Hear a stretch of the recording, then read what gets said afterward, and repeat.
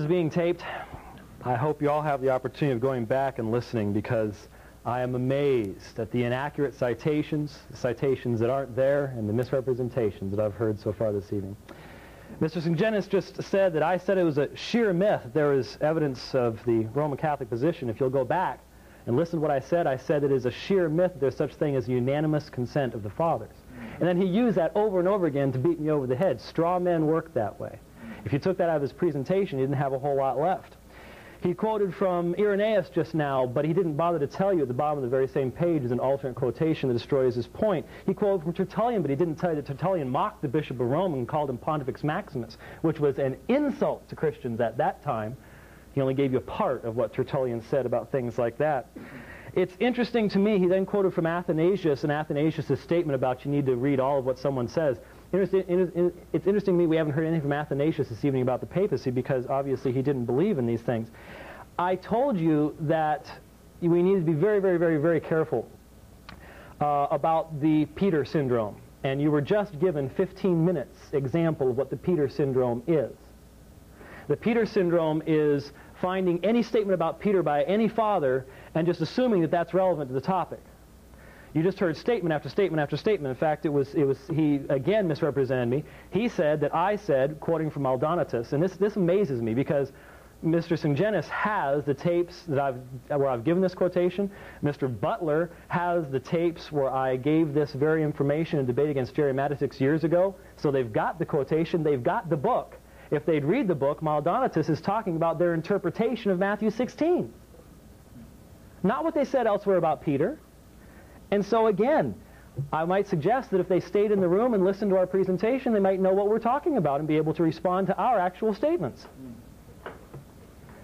Now, Mr. Sungenis then said, well, you know, the Trinity and the deity of Christ wasn't understood for a long time either. Folks, I want you to think about what you're being told there. The Trinity and the deity of Christ has no stronger basis in Scripture and no greater clarity than what the tortured exegesis of Matthew 16 and Isaiah 22 we've heard this evening. The central aspect of who God is no more clear than trying to say that John 21 or Luke 22 teaches the papacy. My friends, this is dangerous, dangerous things. We are told that Pope Clement wrote the letter to the Corinthians. Where does Pope Clement ever say that? Scholars recognize that Clement never identifies himself. Secondly, it's written in the plural, and many people feel that Clement was actually the secretary for the elders in the church. So much for Pope Clement. It's interesting, we were told that this edition of the Erdmann set, which is now published by Hendrickson, it takes things out. Please look into that. You see, there are a lot of later Latin editions that scholars have discovered. Remember, it's Rome that for a long time based its papal claims on forged decretals for years and years and years. Think about who has more of a reason to insert things, the later Latins or the original Greek. In fact, Mr. Butler stood up here and said, I forgot to tell you something that's on page 15 of this book. Well, there's page 15 of this book, and folks, I challenge you to go look at it. What he said is there, ain't. There's nothing about the primacy of Rome here. It's not on page 15. You can look at it yourself if you'd like. I have the same book you do. It's not there. Look at pages 15. In fact, what Mr. Butler forgot to tell you is on page 16, there's an excursus on the extent of the jurisdiction of the Bishop of Rome over the suburban churches. It quotes from Hefele, who says, quote, it is evident that the council has not in view here the primacy of the Bishop of Rome over the whole church, but simply his power as a patriarch. Read it yourself, folks. I have no reason to mislead you on it. Read it yourself. Check out all the citations yourselves, because you're going to need to. For example, the quotation from the Council of Sardica, which is on page 417 of the same edition.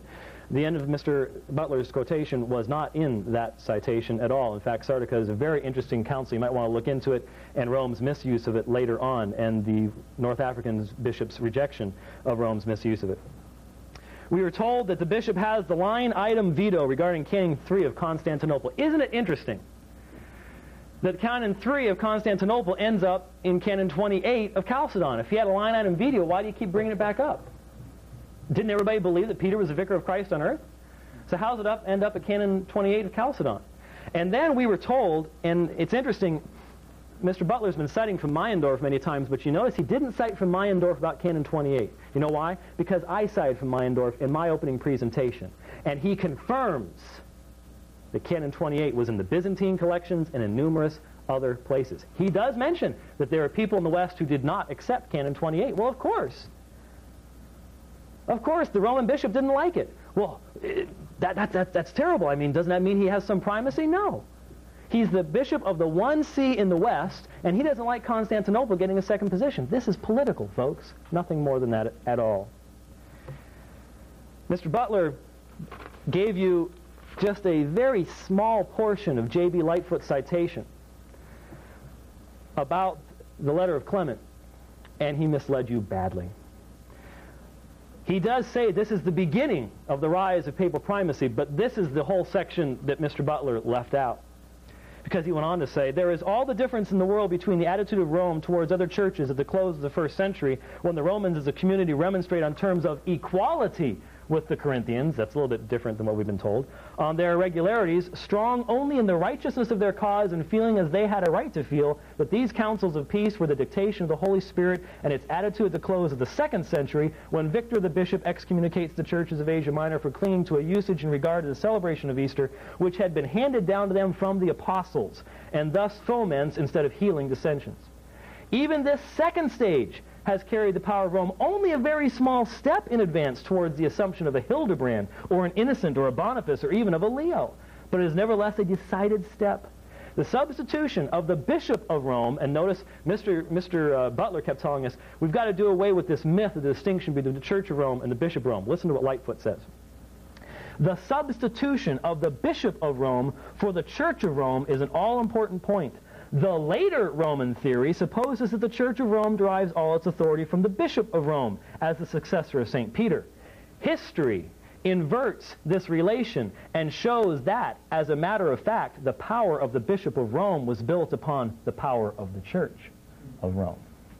I can understand why the full citation would not be read in your hearing. And I'm not saying you have to cite every single thing someone says, but if you're going to cite a scholar who says X, Y, or Z, if he then goes on in the next paragraph to totally destroy your point, don't cite him.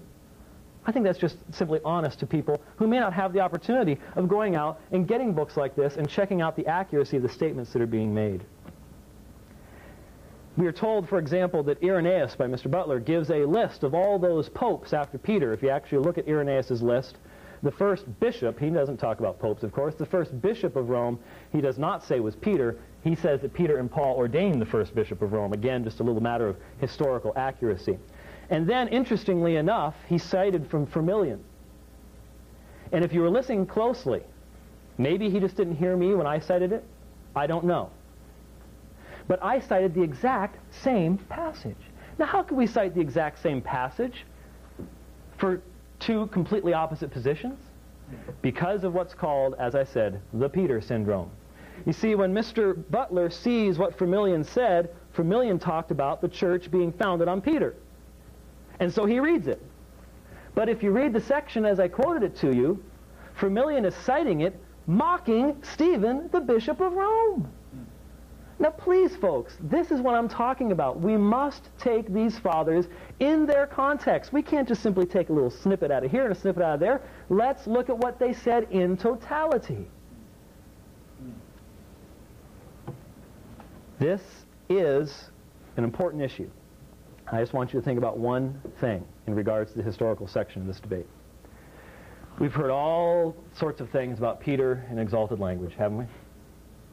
But have you heard anything that even begins to demonstrate that the early church believed what Vatican I stated, that Peter was made the vicar of Christ on earth with absolute jurisdictional authority over all the world? Were you given any information like that? If you do not receive, remember, Vatican I said it was the unanimous consent of the fathers. We've had to hear Mr. Sungenis go so far as to say, well, but you see, you got to realize they believe that Peter's faith and Peter are the same thing, so we can change all the numbers here, and so you've got more. Now you've got 3/4 of the fathers who believe this. Well, let's get away with that, even if I think it's ridiculous. Let's say it's true. You're still not up to Vatican I, are you? Vatican I said unanimous. It's not the case. And yet Rome uses the anathema upon us for standing on the truth of history. Think about that. God bless.